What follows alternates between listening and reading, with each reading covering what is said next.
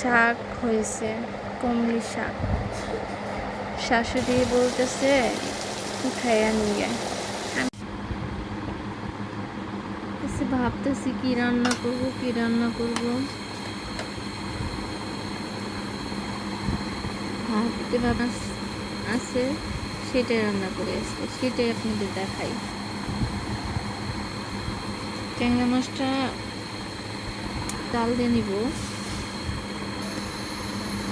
তারপরে নামাই নিয়ে সব পেঁয়াজ, মরিচ, হলুদ, সব কিছু দিয়ে মশলাটা কষাই নিব। এটা আমার প্রিয় কুমড়ি শাকটা আগে ধুয়ে কেটে নিয়েছি।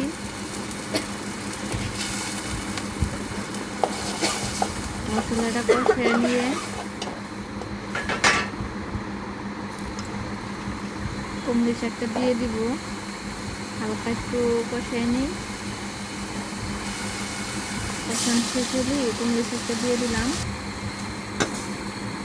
বেশি সিদ্ধ করব না, হালকা সিদ্ধ করব। কুমড়ি শাক বেশি সিদ্ধ হলে মজা লাগে না।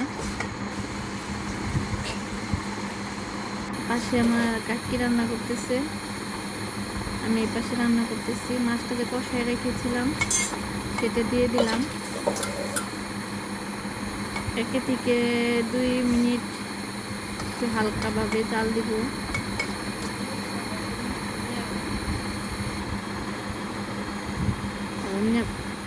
নামিয়ে নিব।